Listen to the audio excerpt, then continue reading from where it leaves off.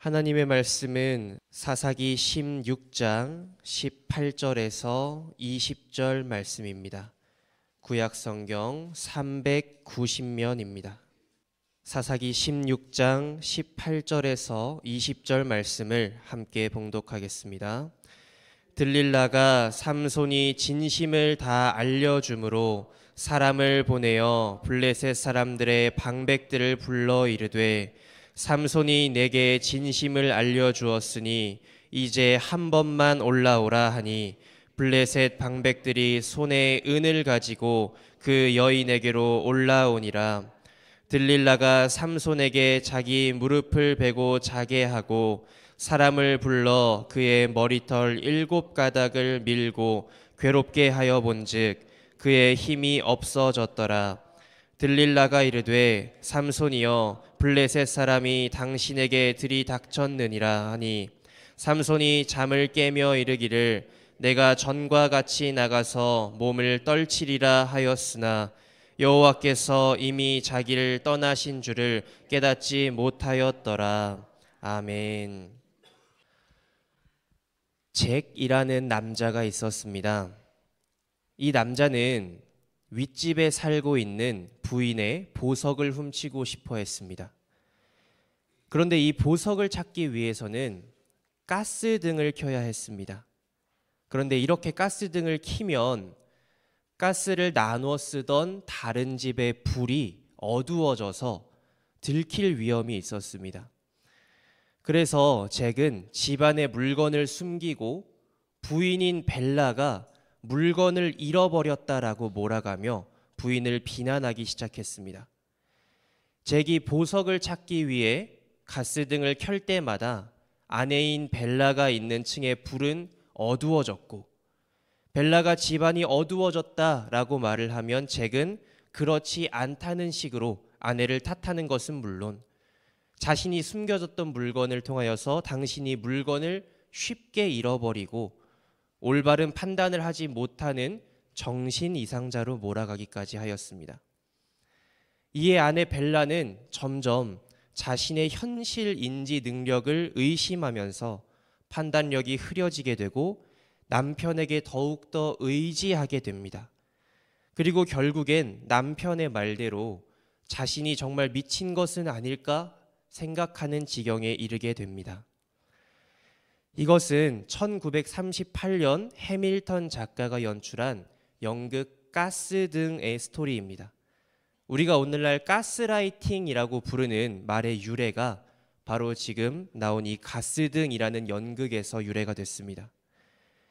가스라이팅은 일종의 정신적 학대로 타인의 심리나 상황을 교묘하게 조작하여 그 사람이 스스로 의심하게 만들고 그로 인해 판단력과 현실감을 잃어버린 대상을 손쉽게 통제하려는 것을 말합니다. 마치 오늘 말씀에서처럼 들릴라가 삼손을 자기 입맛대로 움직이려 했던 것처럼 말입니다. 오늘 말씀에서 삼손은 들릴라라는 새로운 블레셋 출신의 여인을 만나게 됩니다. 삼손을 눈엣 가시로 여기고 있던 블레셋 사람들은 마침 삼손이 블레셋 출신의 여인 들릴라, 이 여인을 사랑하게 됐다는 소문을 듣습니다. 그래서 들릴라에게 사람을 보내어 삼손의 약점을 알아내면 큰 돈을 주겠노라고 약속을 합니다. 들릴라는 블레셋 방백들이 제시한 큰 금액의 돈에 마음을 빼앗겼습니다. 그래서 삼손의 약점을 알아내기 위하여 삼손에게 당신의 힘은 어디서부터 왔느냐 물어보게 됩니다. 그러나 삼손은 자신의 약점을 쉽게 드러내지 않았습니다. 삼손이 거짓말을 하게 된 것을 안 들릴라는 자신을 희롱하고 거짓하였다고 삼손을 비난하고 압박하게 됩니다. 세 번째로 삼손이 자신의 약점에 대해 거짓말을 하자 들릴라는 당신의 마음이 내게 있지 않으면서 당신이 어찌 나를 사랑한다 하느냐라고 삼손을 괴롭게 합니다. 너의 그 행동은 나를 사랑하는 것이 아니다.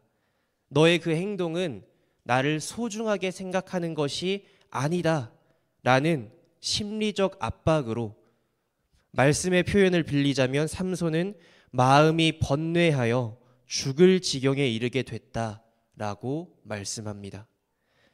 내가 나의 약점을 말하지 않는 것이 정말 이 여인을 사랑하지 않는 것일까? 내가 나의 약점까지도 말해주는 것이 진짜 이 여인을 사랑하는 방법일까? 나의 약점을 말하지 않는 내가 이상한 것이고 내가 틀린 것일까? 이런 고민에 빠진 것입니다. 정상적인 사고를 하지 못하게 된 것이고 판단력을 잃어버렸고 들릴라가 원하는 대로 움직이지 않는 자신이 이상한 사람이라고 스스로 의심하게 됐습니다. 결국 들릴라의 끊임없는 정신적 압박에 삼손은 굴복하고 말았습니다. 자신의 약점이 무엇인지 들릴라에게 진솔하게 털어놓은 것입니다. 그렇다면 이 진실한 삼손의 말을 들은 들릴라의 반응은 어땠습니까? 18절 말씀 전반절입니다.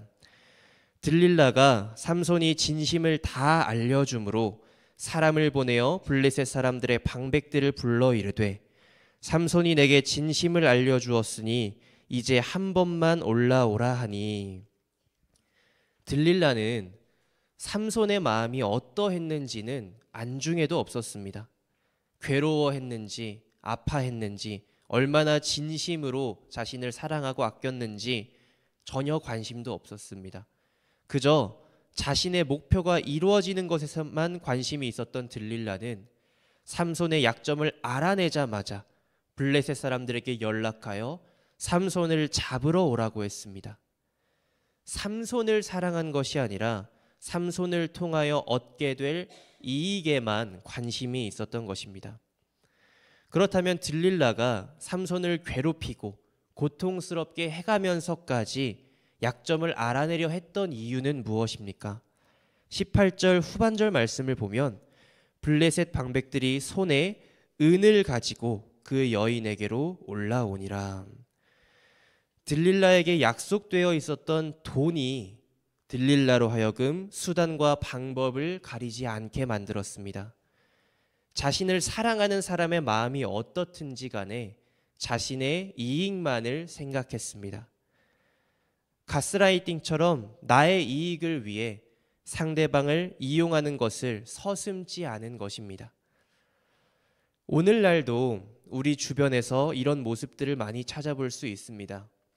꼭 물질적인 것만을 위함이 아니더라도 나의 심리적 만족이나 내게 유리한 상황이나 관계적 우위나 심지어는 단순한 재미를 위해서 우리는 상대방을 속이기도 하고 이용하기도 합니다.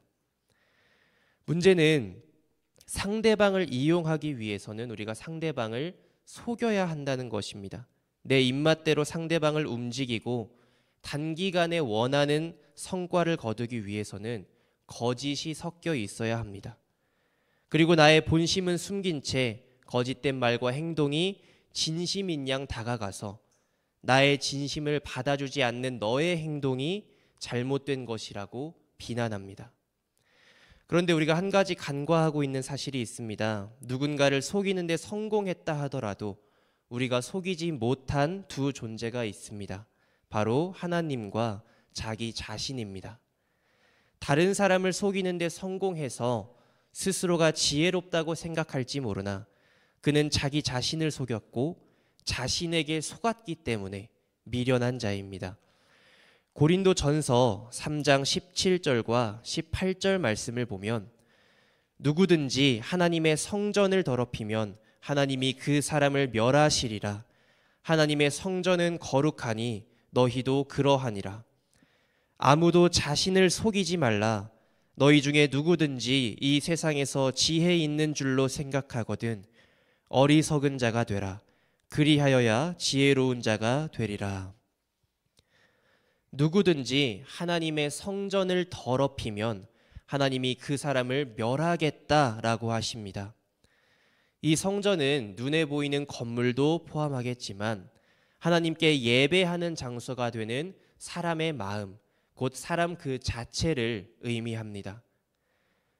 오늘 말씀에서 특히나 하나님을 예배하는 나실인으로 구별됐던 삼손은 그 마음이 곧 성전인 자였습니다.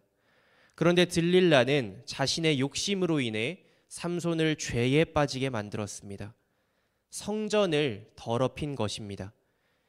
이미 삼손의 마음을 더럽힌 것만으로도 죄인데 더 나아가서 들릴라는 자기 자신의 마음까지 더럽게 만들었습니다. 인간의 창조 목적은 하나님을 예배하고 하나님을 찬양하는 것이기에 진실하신 하나님의 뜻대로 살아야 합니다. 그러나 들릴라는 그러지 못했기에 인간의 존재 목적을 외면한 것이고 자신의 욕심을 위해 스스로를 더럽힌 것입니다. 그래서 고린도전서 3장 18절 말씀에서도 아무도 자신을 속이지 말라라고 말씀합니다. 타인에게도 진실해야 하지만 스스로에게도 진실해야 합니다. 내가 누구를 속여서 이득을 취할 만큼 지혜롭다고 생각하고 있다면 어리석은 자가 되어야 합니다. 하나님의 지혜 말고는 아무 능력도 힘도 없는 연약하고 부족한 존재임을 스스로 자각해야 합니다. 왜냐하면 하나님께서는 모든 것을 알고 계시고 보고 계시기 때문입니다. 그리고 스스로를 더럽히고 남을 더럽히는 죄를 범하는 사람들을 멸하시겠다고 약속하셨기 때문입니다. 그래서 고린도전서 3장 17절의 마지막 말씀을 보면 하나님의 성전은 거룩하니 너희도 그러하니라 라고 말씀합니다. 하나님의 성전된 사람은 하나님을 믿고 예배하며 순종하는 사람을 의미합니다. 그러나 넓은 의미에서 모든 인간은 하나님을 예배하는 예배자로 창조되었기 때문에 모든 사람은 곧 하나님의 성전이며 곧 너희도 거룩하니라 라는 말씀에 부합하게 됩니다. 하나님의 말씀에 순종해야 하며 하나님의 형상을 회복해야 하며 하나님의 속성을 닮아가는 예배자가 되어야 한다는 것입니다. 그렇다면 우리가 나의 욕심 때문에 다른 사람을 이용하거나 속이지 않기 위해 가져야 하는 마음가짐은 무엇이겠습니까? 나의 존재 목적을 확실하게 아는 것입니다. 세상적인 직업이나 세상에서 우리의 역할을 말하는 것이 아닙니다. 더 근원으로 거슬러 올라가서 하나님이 우리를 지으신 이유에 대해서 이해하고 그 사실을 믿는 것입니다. 내 안에 하나님의 형상이 회복된 거룩한 자로 살아가도록 애쓰는 것입니다. 나는 하나님을 예배하는 성전된 사람이기 때문에 남을 속이고 이용하는 것이 아니라 진실한 마음으로 이웃을 사랑하고 배려해야 한다는 사실을 믿어야 합니다. 내가 누군가를 속임으로 그 사람이 죄를 짓게 됐을 때 그 사람에게만 죄가 있는 것이 아니라 나는 나 스스로를 더럽히는 죄를 범하였음을 깨달아 알고 두려워해야 합니다. 그래서 하나님을 예배하는 성전된 사람으로 창조받았기 때문에 내 삶의 주인은 하나님이시며 나의 모든 것을 주관하시는 분이라는 사실을 믿고 확신해야 합니다.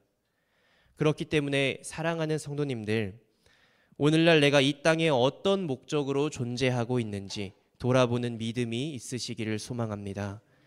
남을 속이고 스스로를 속여서 내 욕심을 위하다가 하나님께 멸함받는 것이 얼마나 두려운 일인지 마음에 새기는 믿음이 있으시기를 소망합니다. 성도님들께서 그런 믿음을 가지고 진실한 마음으로 하나님을 사랑하고 진실한 마음으로 이웃을 사랑하는 하나님의 성전된 그리스도인 되시기를 간절히 소망하고 축복합니다. 기도하겠습니다. 세상 만물을 창조하셨고 모든 것의 주인이며 왕이 되시는 주님 앞에 겸손히 예배하며 나아갑니다. 이 시간 그 무엇보다도 진실한 마음으로 하나님을 사랑하고 진실한 마음으로 우리의 이웃을 사랑하는 믿음의 사람이 되기를 소망하며 나아갑니다. 그것이 곧 나를 사랑하는 것이고 내 안에 계신 하나님을 사랑하는 것이기에 하나님이 우리를 지으신 본래의 목적을 기억하며 순종하게 하여 주시옵소서. 언제나 구별되고 거룩한 성전으로 주님께 인정받을 만하도록 겸손하게 하시고 나의 부족함과 연약함을 인정하는 믿음을 허락하여 주시옵소서. 그래서 주님의 성품과 능력을 닮아가는 참되고 온전한 그리스도인 될 수 있도록 긍휼히 여겨 주시옵소서. 감사합니다. 주님, 사랑합니다. 거짓이 없으시며 언제나 진실하게 우리를 사랑하시는 우리 주 예수 그리스도의 이름으로 기도드렸습니다. 아멘. 이 시간 우리 함께 기도할 때에 스스로 속이지 않게 하옵소서. 우리 교회가 하나님을 닮은 하나님의 성전 되게 하옵소서. 이 세상이 창조의 목적을 알아 서로 사랑하게 하옵소서. 이 시간 주님의 이름을 한번 부르짖고 함께 기도하며 나아가겠습니다.